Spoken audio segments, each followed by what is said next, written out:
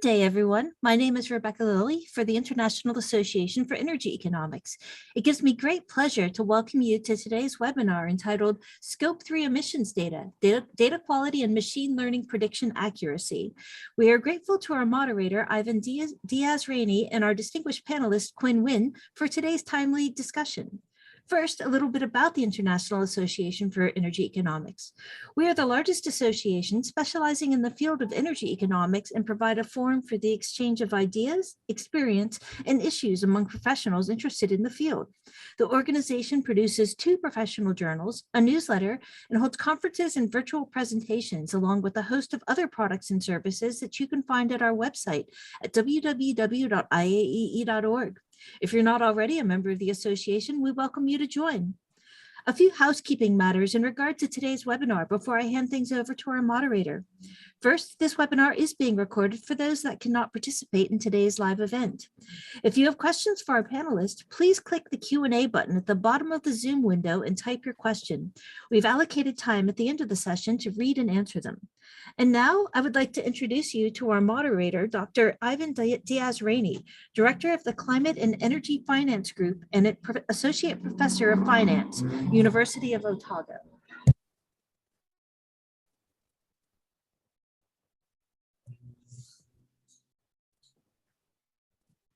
Ivan, did you want to? Oh, yes, sorry, apologies. I just heard a large car go by there. My apologies. Good morning, everyone, or good day, wherever you are.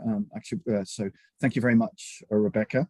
We have lots of people across different time zone. I'm in New Zealand, and we've got Quinn Nguyen, who is going to do, I'll do the first half of this presentation, or the first introductory bits, and Quinn Nguyen, who is a postdoc at the University of Otago in my climate and energy finance group, will do the most of it. So really, this is largely work with Quinn, and actually builds on earlier work that we did with Quinn on using machine learning models to predict scope 1 and 2 emissions. And that paper published in Energy Economics led us to have a relationship with this firm called EMI, who are developing a measure of climate risk for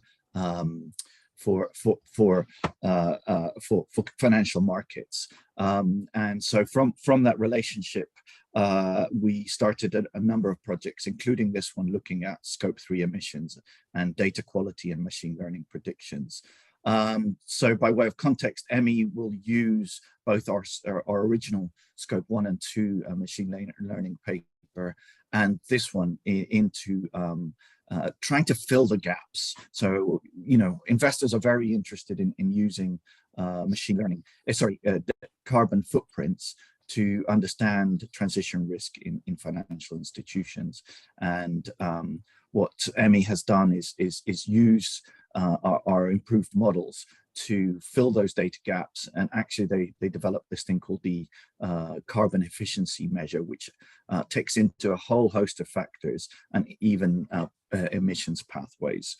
So it's worked together with these guys. So Ben McNeil, who is one of the founders of EMI, Adam Kitto, Nicholas Pittman, who both are modelers at EMI, and also another postdoc in my team, Stephanie Zhang. So if we could go back to the outline, Quinn, please. So really, I'm going to go through, just give a general introduction, provide a little bit of context. So for those of you that don't know too much about carbon footprints, we'll take a step back after the introduction and explain those very clearly, then go through the data and methods, then the main results, and then some conclusions. I would say this is the first time we've presented this paper, so we're very keen to get feedback. So if you do have suggestions, questions, please do put them in the question and answers. If we could go to introduction, Quinn, please. So really, you know, I like to be really explicit in terms of what we're doing. So here are our research questions. So what is the quality of scope 3 emissions data? And that has 2 components. So is there divergence? So we use 3 data providers, 3 of the main data providers that are in the market, and so we compare them. And then for one of them, we look at the composition of the emissions. So within Scope 3 emissions, there are different categories, and so we analyze what categories firms are reporting.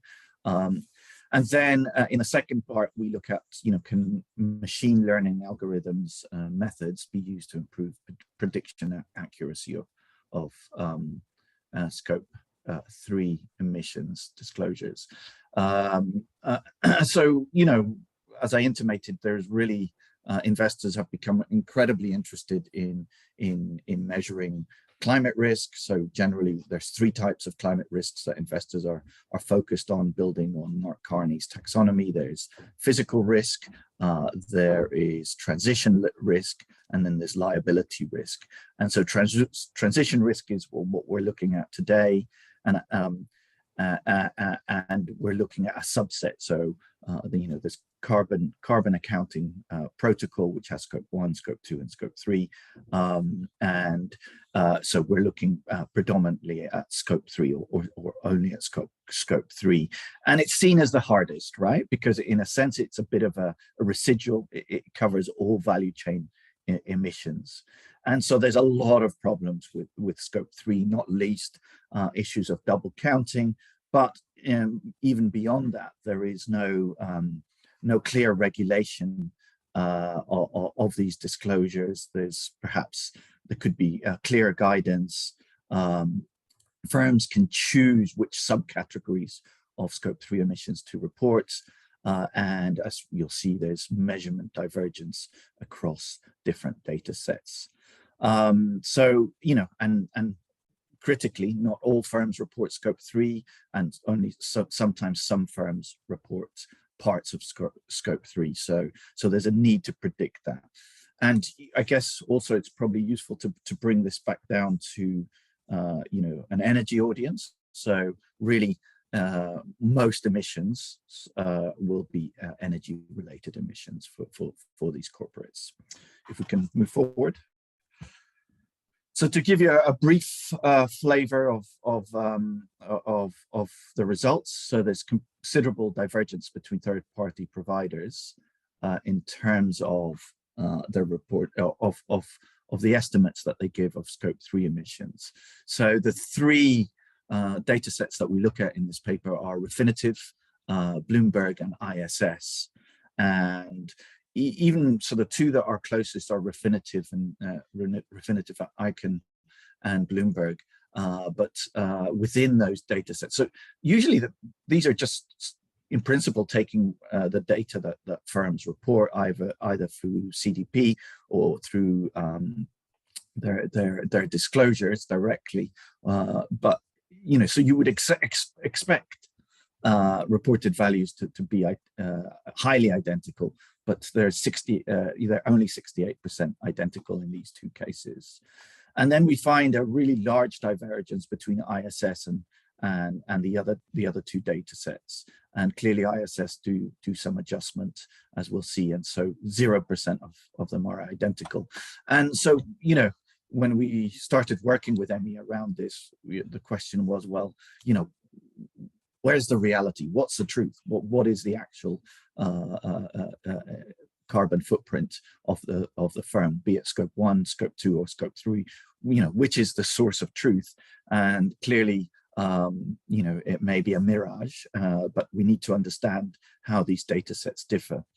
As I mentioned, Scope 3 is made up of upstream and downstream categories, and there would seem to be an element of obfuscation. So some firms report irrelevant categories or not particularly material rather than irrelevant. So low materiality categories like company travel, and ignore more material ones like use of products and processing of sold products.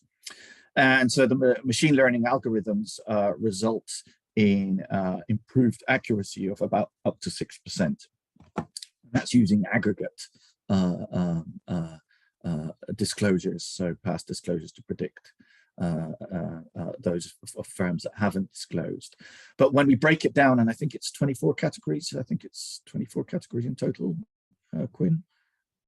sorry, 15 category. 15 categories, sorry. When we break it down into the 15 categories and estimate each category, then the emissions predictions improve considerably by up to 25%. So if we go, so that provides an overarching view. So if we go forward, so for those of you that don't really come from a carbon footprinting perspective, as I intimated earlier, corporates are really increasingly disclosing their carbon footprints using the carbon greenhouse gas protocol, which sort of lays down some basic rules. And generally things work reasonably well on scope 1 and scope 2. So scope 1 would be direct emissions, so anything the firm combusts. So whether it's their car fleets that they own, whether it's boilers in their building, and then scope 2, and then we've got, so that's scope 1 emissions, and then we've got scope 2 emissions, which are purchased electricity. So what's the carbon content of purchased electricity? And then it's the scope 3, which are all other emissions. So whether they're upstream or whether they're downstream. So if we move ahead. And so as I said, you know, we started on this journey and really it was one of Quinn's PhD chapters looking at scope 1 and scope 2.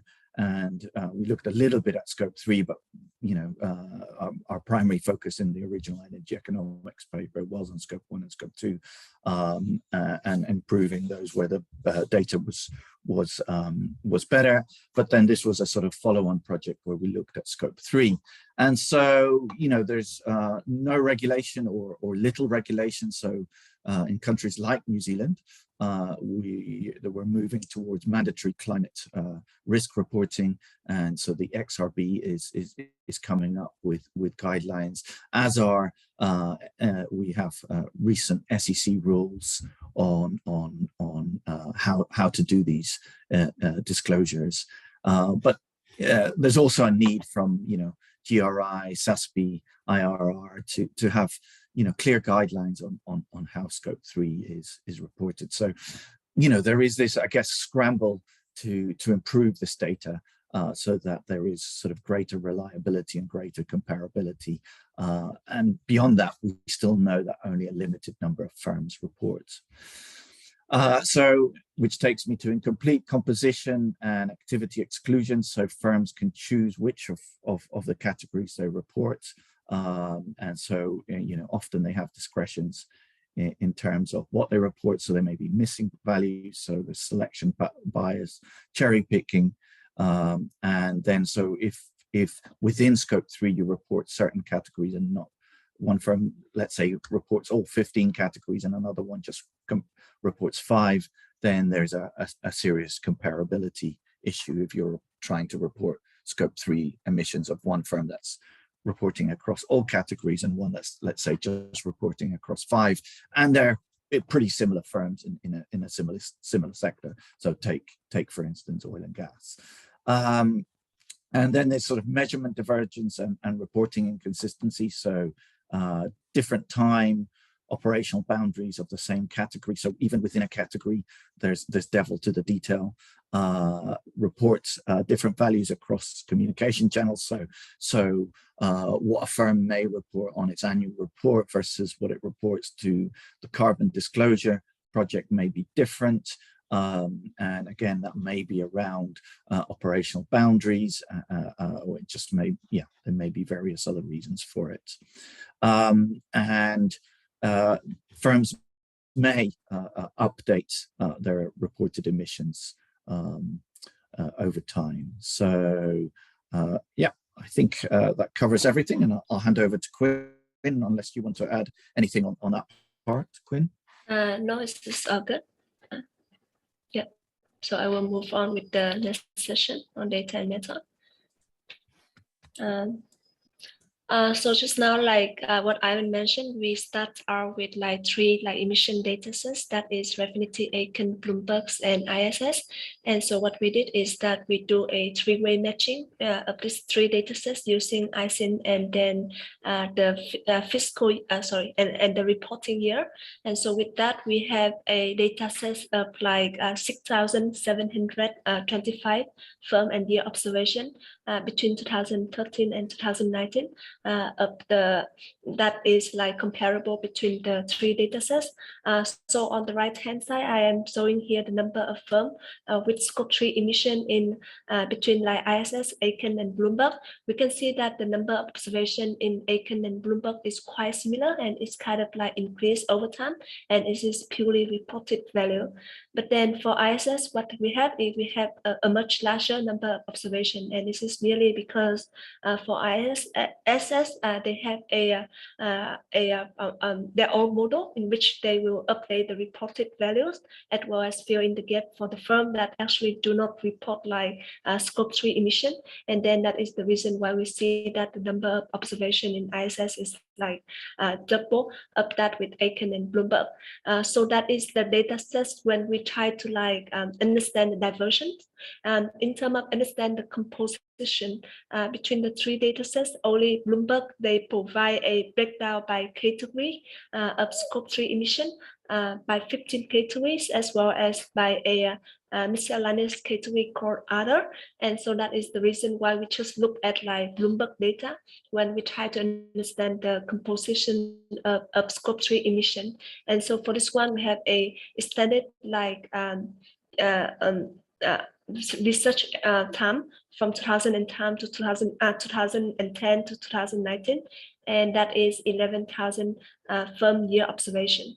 So that is like our data set. And from here, you can also see that we do a very like simple like scatter plot to understand the correlation between the three like data sets. The first one is between Eikon and Bloomberg, and they are quite similar, even though there is some kind of like diversion. And the reason why they are very similar is because they are reported value. However, when it comes to like between like Eikon and ISS, or between Bloomberg and ISS, it is really like the correlation is really very like low, around like 54% or 56%. And we are going to like understand a little bit more in detail what is the divergence and what is the bias, or what is the problem behind the divergence. So that is in terms of data. In terms of the method, like Ivan said, we first look at the data quality, the diversion in the emission value between the three data sets. And so what we did is that we compare the diversion in terms of raw emission value using equation 1 and equation 2, and we try to understand like whether those diversion will have an impact on the ranking, emission ranking, in equation 3 and equation 4. And the reason why we decided to understand the diversion in emission ranking is merely like in terms of like understanding climate risk analysis, in terms of finance context. Most of the time, like investor or like data provider, they don't really like depend on the raw emission value, but they depend on the ranking of the firm in the universe, and they try to build the low carbon footprint portfolio. And so like if we have like diversion in emission value, but it doesn't affect the ranking that much, then that should be fine. But if it also like affect the ranking, then we have a very like different composition of like portfolio, and so that will also like affect the true composition of like footprint of among the portfolio, among the investor. So yeah, that is how we calculate the diversion. So in terms of diversion in raw emission value, we calculate the proportion of data that is identical, and so we assume that data that is identical, that is the data where we have like emission value from data set A and data set B from the same reporting year from the same firm. That is very similar within 1% 1% error range. So that is how we understand that the data is identical. So next, we also want to understand like the proportion of data that is lie within acceptable range, and our definition of data that lies within acceptable error range is within 20%. So if emission for the same firm, for the same reporting year, if they are different by 20%, plus or minus, then we assume that it is acceptable. That is in terms of equation 1 and 2. Equation 3 and 4 follow the same concept, except that like we rank the firm into like 10 decile, and then if it is in the same rank, let's say firm was ranked like the top 3, were ranked within top 30% in emission dataset A, and also rank the same 30% in the emission dataset B, then it is belong to the same decile. And then we also like if they move up just like one decile up or down, then we calculate that is the proportion of like data set within adjacent deciles. So that is like how we calculate the diversion. And this one like move away a little bit from purely correlation, because correlation value, like Pearson correlation value, can be distorted by very extreme value. So that is in terms of data quality, in terms of diversion. In terms of composition, what we did is that like so like Ivan already mentioned, we have like around 15 categories in terms of scope 3 emission profile. And so we want to understand the relevance as well as the completeness of the scope 3 emission composition. And so for relevance, what we did is that we calculate the relevance of a category based on its relative contribution to the firm aggregated scope 3 emission profile. So like among the total intensity, what is the proportion of like intensity that category contributed to, and then we calculate the completeness of that categories based on the proportion of firm that choose to disclose that category. So let's say that we have 100 firms that disclose scope 3 emission. Out of that is like 10 firms that disclose business emission profile. Then the proportion of disclosure is 10%. And then after that, what we did is that we can also like calculate the corrected emission profile. And this one is actually like inspired by the paper Clapp and et al. Public in Nature Communication. And so what we did is that for those firms that did not disclose like any category, we just use the intensity, median intensity from the peer group of the same industry. And then we fill in the gap, and we want to understand that if like the firm, instead of disclose 3 category, disclose all 15 category, what is their correct emission profile? So that is how we calculate, how we understand the data quality composition problem of scope 3 emission. And last but not least, in terms of like prediction, so what we did is that we implement a lot of like machine learning algorithm for scope 3 emission. So in the first paper that we based on, we have like the paper that also apply machine learning prediction for scope 1 and scope 2 emission. And then at the time, what we did is that we also predict for the aggregated scope 3 emission profile.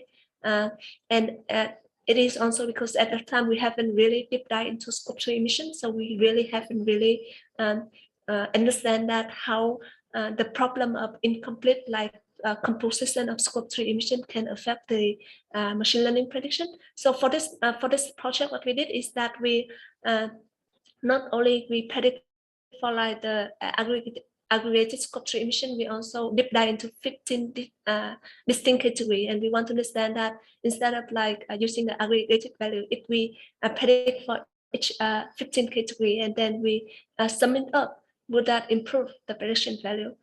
We start out with the baseline model, and that is the industry field model and a naive OS model. And this baseline model is the model that we use to compare our prediction like performance again. So an industry field model is a very simple model in which like instead of like doing very like complicated like prediction, we just use the peer group median intensity and then of a firm, and then we use the we multiply that with the extrapolate that with revenue, total revenue, and estimate the scope 3 emission for those firms that never disclose. A naive OS model is a OS model in which we use the total revenue and employee, and of course also industry group to predict the scope 3 emission. And the reason why we implement this naive OS model is just because there's a lot of like, this is the very popular method among like data provider when they estimate the scope 3 emission data. Next, based on those baseline model, we develop our linear model, our tree-based ensemble model, and then our linear trees model, which is a combination between linear model and tree-based model. And the reason why we do that is that we just want to like try every possible option in terms of like machine learning method to see if we use more complicated, more sophisticated model, can we actually improve the prediction result? So for the linear model, we look at the income statement of a firm, and then we select the relevant financial predictor. So for this one, what we did is that we try like those predictor that we deem that it may be relevant to scope 3 emission. And for example, capital expenditure may be very important for capital good. Cost of goods sold may be very like related to the scope 3 emission for the purchased good and service. And so that is the reason why we choose this like extended set of predictor. And because there's no baseline and no, how to say, there's no theoretical baseline, it is merely a, you know, like a, you know, some hypothesis from us. We have like a very like extended list of predictor, and then if we do use this extended list, there will be multi-collinearity problem, and more than that, there will be like lack of observation problem. And so because of that, we use stepwise regression and elastic net, and both of these model, they will choose the best set of predictor for each of the category and fit that into the model. Tree-based ensemble model including random forest and extreme gradient boosting. And so for those of you who are not very familiar with like machine learning method, this model is like, it is an ensemble of multiple smaller model, and in each model it is a decision tree instead of a regression based model. So decision tree is that they will divide the number of observation into like smaller branches, in which of the branch they will fit a model, or like they will use the average of those branch to estimate the scope 3 emission data. And linear tree model is just like best of the both world. They have both the extrapolation capability of linear model, and they have like a better prediction result from the tree-based ensemble model. And so that is the reason why we also use linear tree model here. And so our assumption is that if we use the best machine learning method already, if we use the best like categories, best predictor for our category, it should be somehow an indicator of how trustworthy the estimation model of scope 3 emission data look like. So if this is good, this is really great. If this is bad, we know that of all of the estimation model out there, maybe we need to like look more carefully in terms of like the quality of the estimated result. So that is our method. And so like this is the main result. So first of all, in terms of like the divergence, what we find is that we find that like there is a very considerable divergence between the three data provider, especially with ISS. And all of this, it actually made it very difficult for investors to know which one is the real exposure to scope 3 emission. So this one is really, you know, this is really an eye-opening like observation for us. In the first table, what we are presenting is that the diversion in raw emission value. On the second table, that is the diversion in terms of emission ranking. Each of the column representing the relationship between each of the data sets. So we have 3 data sets between Bloomberg and Eikon, Bloomberg and ISS and ISS and Eikon. And so So what we find is that like, and the greener it is, meaning that the more like, how to say, the more converge the two data sets is. And so what we find, like Ivan already mentioned before, between Eikon and Bloomberg, we assume that they should be very similar because they are reported data, but we are so surprised to learn that actually only 68% of this data are very similar. And if we extend that to like the proportion of data within acceptable range, only 84% of the data between Bloomberg and Eikon is within 20% measurement error. And this is actually quite huge for us because we did not expect it to happen that way. So that is in terms of like carbon footprint reported data. In terms of like between ISS and Refinitiv and ISS and Bloomberg, we kind of like know beforehand that they are like diverse because ISS have like, you know, like they have the adjusted data based on their on their model. But then even so, we also surprised to learn that none of the data between ISS, Bloomberg, and Refinitiv is similar. And if we look at the 20% measurement error, it is also only 5% of like ISS data is similar to Bloomberg or Refinitiv Eikon. And this result, if we compare with the Pearson correlation, just simple Pearson correlation, it is surprising because if you look at Bloomberg ISS and Bloomberg and Refinitiv Eikon correlation is 55%. However, none of the data is identical. Nearly none of the data is within acceptable range. And so that is in terms of the diversion, in terms of raw emission value. In terms of the diversion, in terms of ranking, what we find is that even though we have like a bigger problem with diversion when it comes to ranking, the problem is less, how to say, the diversion is less problematic. And so 82% of the data between Eikon and Bloomberg is still within the same ranking. 95% of the data between Eikon and Bloomberg is still within one plus or minus like one ranking, so which is quite good, meaning that like if you construct a carbon footprint, low carbon footprint portfolio from Eikon and Bloomberg, pretty much you will end up with the same composition, the same set of firm. However, if you look at like ISS, if you construct that with ISS, pretty sure you will end up with a very like different composition, a very different like a set of firm. And this like requires to like look into more detail what kind of like data set we should use, whether it is comparable or not. So that is in terms of like the diversion among the three data sets. In terms of like composition, what we find is that like normally firm will report a incomplete emission profile. On average is around 3.7 K2Es out of like 15 K2E. So it is around less than 25% of the K2E. They are reporting more K2E over time. So on this tape, on this figure, the bar represent the number of K2E that firm reports over time. And so they are increasingly report more K2E over time. Still, it is not enough. It is still an incomplete emission profile. Then what we did is that we compare between the relevance and completeness between the K2E, and then we find out, oh, actually there is a persistent contrast between relevance and completeness in the sense that like irrelevant K2E are reported more frequency on relevance one.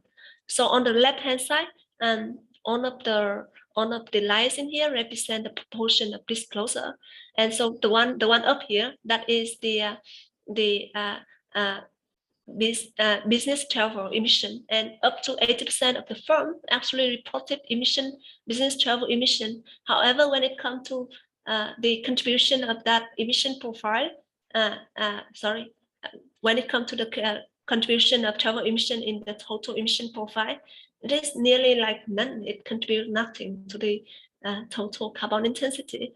And then the more important one, that is the pink one and the orange one in here, that is the process of sold product or use of sold product. They contribute a lot to the carbon intensity.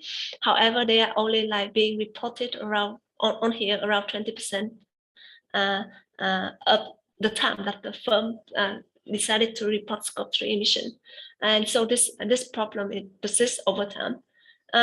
We also want to understand, is that more like a problem of industry, or is this also a problem of, it is more like industry specific, but actually it is not industry specific.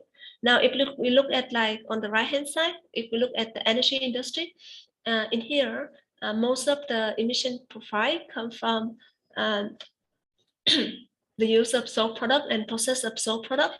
However, if we look at energy, what is the proportion of disclosure of category? We still see that they are disclosing a lot in terms of like business emission profile. Business travel emission profile. Maybe not because they are material, but merely because it is maybe easier for them to calculate this emission profile as compared to the other emission profile. Because if we look at the other emission category, it requires a lot of data collection processes, a lot of collecting data from a lot of supply chain partner. And then even for scope 1 and scope 2 emission, a lot of supply chain partner, they just don't like disclose the emission. So that is the reason why it is much harder to disclose this emission of like more material category. And maybe that is the reason why there's a trade-off between relevance and completeness.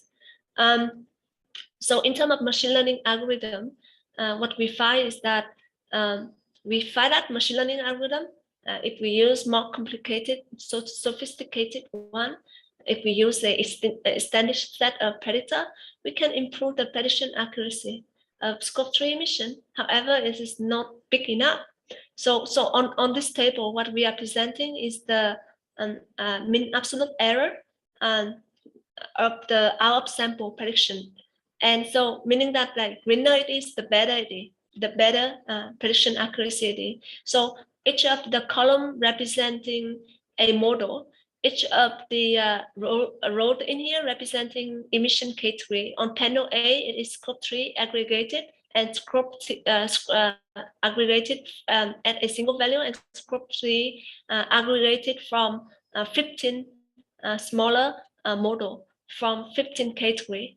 And so the first thing we see in here, that is the tools baseline model. All the other is the other, like the machine learning model, the complicated regression model. And so if we look at the scope 3 aggregated value, we see that, oh, linear forest, linear boost, random forest, or XGBoost, like very complicated model have improved compared to industry field or Navy's OS. However, it is not that much anyway. And then, but if we, instead of like aggregated a scope 3 emission and use only one single model, we have 15 model, and then aggregate it back, then the prediction result, the prediction error, it improved a lot from 188 to 135 on the industry field model, or from 1.77 to 1.32 on the linear forest model. And so this means that like it is much better to predict each category and aggregate it up instead of like predicting scope 3 as just a single value. And then what we also find is that like, so this improvement is up to 25%. What we find is that like it is easier to predict upstream emission than downstream emission, because if we look at upstream emission, it is much greener, especially on the category like business travel and employee commuting. And maybe it is just a problem of there's much more observation, but more than that, it is also maybe it is a problem of the number of the predictor that we are looking at from financial from the financial statement. It is better at representing this upstream category than this downstream category. A lot of like downstream category, this is actually very hard to like quantify. Those include the process of sold product, or like franchise, or like like other, or like end-of-life treatment. And it is maybe merely because there is a smaller number of observation, but merely also because these are like from the the downstream supply chain, and those financial data from the financial statement, like number of employee, capital expenditure, or whatever, it just cannot represent the supply chain. It's more like represent the firm itself. So that is another like observation that we find, is that it is easier to predict upstream, then downstream category. And then, so that is our machine learning algorithm prediction result. What we find is that like, even if we use the best model, so this is the best model we have. And in here, it just replicates mean absolute error of log scale emission. But that is on log scale emission. Now, if we compare translate the log scale emission back to the raw emission value, and we calculate the median absolute percentage error of our prediction result, and we calculate the percentage of observation that lie within plus or minus 50% of the actual result, disclosure, we find that even though how hard we try, our error is still very high. On scope 3 emission, that is the error of around 92%. And this error is just so huge. And if we look at the aggregated scope 3 emission, the error is up to 72%. And only 30% of the data is actually within plus or minus 50%. So which indicate to us that like, no matter how much we try, we can only improve that much with scope 3 emission. And machine learning model is not a, it is not like a miracle model that can solve every single problem. But then for scope 3 emission, this is more like a problem of data quality. And yeah, with that, that is the main result. And then Ivan will conclude the presentation. Thank you, Quinn. Fantastic. Yeah, just to reiterate, and really this is Quinn's hard work. So yeah, main conclusions: scope 3 emissions vary greatly across third-party providers, in particular ISS and the other two data sets, because clearly ISS makes some adjustments. There's incomplete composition. I'm not sure if trade-off is the right word, perhaps. Contrast, there's this contrast between relevance and completeness, which persists over time. And there's limited, prediction accuracy for non-disclosing firms. So, the models improve things, but only to a certain extent. And ultimately, it's around better disclosure of these risks and understanding better what these data providers are doing once they get these disclosures, how they're processing these data sets, what adjustments they're making, so it's transparent, right? So it's not a black box, so that researchers and investors can understand what are the changes. Quinn, do you want to add anything to that? I think it is good. So I think that yeah. So we'll go to the questions then. So we had one question which it looks like it's answered, but I just provided a link. So so Jeffrey, sorry Jeffrey, I misspelt your name there in reply. So how is double counting to be avoided in scope 3 emissions counting, especially from a company point of view? So he gives the example: burning gasoline in a car is in both an oil and gas companies and the car manufacturer's scope 3 emissions. So yeah, how we to deal with this double counting. So I sort of went through this very quickly at the beginning, where there is this issue of double counting. So theoretically, if everybody reported scope 1 emissions, then that's all we would need, right? So if everybody that combusts report them, but the greenhouse gas protocol is a really corporate accounting process. So I think it would be burdensome to ask individuals to report their scope 1 emissions. So yeah, so we're left with this, having to report scope 1, scope 2, and then scope 3, which is the most problematic because of this issue of double counting. And I guess, we don't pretend to answer that question here. There's a lot of people working on it. It is a big problem. I provided you a link from Michael Liebrich, who was quite vociferous on this issue. But what I would say is, the patchwork that we have at the moment is not satisfactory. So I think if everybody reported the full emissions, then investors, other people could then attribute them. I think just reporting scope 1 and 2, let's say for an oil and gas firm, is not enough.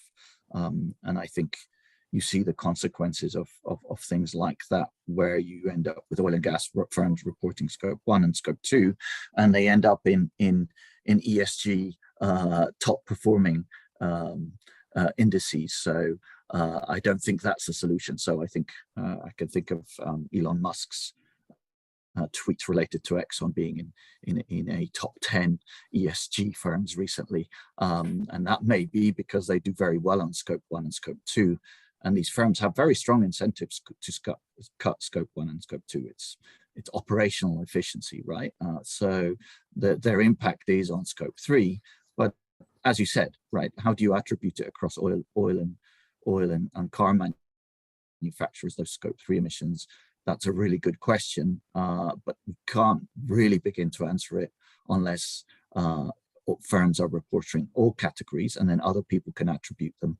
One way that it might be done is through value add, right? So what value add is within those within each firm, right? I don't know, or input output models. I don't know if Quinn, you want to add anything there? Yeah, I think like we have always discussed about this, and then like we already mentioned that, like, I mean, between you and me, we was thinking that like if every firm like disclose their scope 1 emission, then maybe it is not necessary to like even look at like scope 3 emission. So yeah, it is like looking at the greenhouse gas protocol, and then you know, like the forecasting issue. And so yeah, that is what we are thinking. But then there will always be a problem of like missing value in terms of scope 1 and scope 2 emission, and then that is the reason why there's always a problem with scope 3 emission. Yeah, and I think ironically, I was reading the other day that the protocol was really developed by BP, so it was an oil and gas firm that developed the protocol. And yeah, maybe the hope was that the firms would focus on scope 1 and scope 2, but clearly scope 3 is relevant, but not clearly that needs to be attributed across the supply chain. But so we need, I think in some, we need to know what scope 3 is, and then there needs to be a way of attributing that across the full supply chain so that there isn't this double counting. Yeah, cool. I hope that answers your question. We didn't pretend to try and answer that question in the paper, and it's a big issue. I remember I did another webinar, and there was a startup that put in a comment saying we're working on it. I'll try and dig that out for you. But yeah, I think it's a big issue, and lots of people are trying to resolve it. So we have a comment from Anirudh Mohan. I missed the name of the Nature Communication paper that Quinn mentioned in a slide. Did you mention a Nature Communication paper? Yeah, that is the name of the paper is Harmonizing Corporate Carbon Footprint. And this paper is, the source is the Carbon and Soil in 2021. So this is the paper that we are looking at. So yeah. Cool. So I think that answers the question there. And I think there'll be a recording of this, so you, or feel free to contact Quinn to follow up on that. Andre, good morning, Andre. So he asked, what is causing the huge divergence in scope 3 emissions? Well, I think part of the answer there is, you know, who reports what in which category, but also within across providers. I think, as I mentioned at the end, I think we need to understand better what adjustments and how the data providers are processing this data. Quinn, I don't know if you want to add to that. Yeah, so adding to that, on the slide, we are talking about the diversion in scope 3 emission. Then we also mentioned that there are just so many different problems. And then one of the also a problem is that like, and so the paper by Clappen and Story is the one that, you know, summarizes the best. But then what they find is that like firm, they may report something in CDP, they will report another thing in their annual sustainability report, because they have different like audience. They have different like operational boundary, because with scope 3 emission, there is the minimum operational boundary, and then there is also a time boundary as well. And firm have like the discretion to increase, to expand the boundary. as well. And so maybe it's not a peer-to-peer comparison. And then maybe like different data provider, they just like update the data in different time frame. Maybe like some firm, they restate the emission value again and again over year, and some data provider they just don't do that. And that is the reason why there is just so many divergence problem with Scope 3 emission. Yeah. So next we have someone we know, was a discussant for one of our papers, or a chair. Good morning, Malgorzata. So how did you create your training and test given such a low disclosure? Did you consider next year reporting value as a test set? Lots of questions. Did you predict the missing values for 1 year only or multiple years? What was your year-on-year variation of predicted values across years? And finally, how did you deal with non-randomness of the sample? Sure. Yeah. So I think that I can answer the first two questions. The last question, I haven't think about it yet, but yeah. So in terms of like creating the training set and testing set, what we did is that our idea is that we want to predict like emission value for non-disclosing firm, and so because of that, we do not consider like next year reported value at the test set. It is in that case, it's more like a forecasting problem. So what we did is that we have the same set of firm, let's say from A, B, C, D, then A, B, C should be in training set and D should be in the test set. So all of the observation from that same firm should be in the same training set or the same testing set. And so that is how we create the training set and testing set given the low disclosure. And we are using fivefold validation for that one.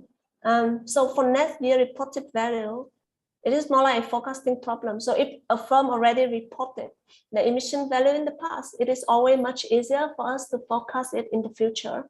But then if the firm never disclose, then that is another it is a much bigger problem. What is the, so do we predict the missing value for 1 year or for multiple years? We predict like missing value for multiple years. So let's say if firm B in the testing set throughout like 3 or 4 years, then we predict the missing value for that 3 or 4 years. What is the year-on-year variation of predictive value? We haven't looked at it yet. Even so, what we found is that the prediction accuracy is just like very huge, and it doesn't seem to be. It may be an industry problem. It doesn't seem to be a year problem. Yeah, and how to deal with non-randomness? Actually, for that one, we haven't looked at it yet. We are just using the data as it is now, like for now. So we did not do any kind of like bootstrapping, any method to deal with non-randomness yet. Yeah. So that is something we can seems consider. like a valuable thing we can think about. Yeah. And yeah, feel free to email us and add any suggestions you may have, because we know you're doing excellent and closely related work. Cool. I think that really covers all our questions. So Rebecca, so it's been very useful for us. As I said, this was the first time we presented this paper. It's part of an exciting collaboration that we're doing with EMI. The working paper is still not available, but we hope to have it out in the next couple of weeks.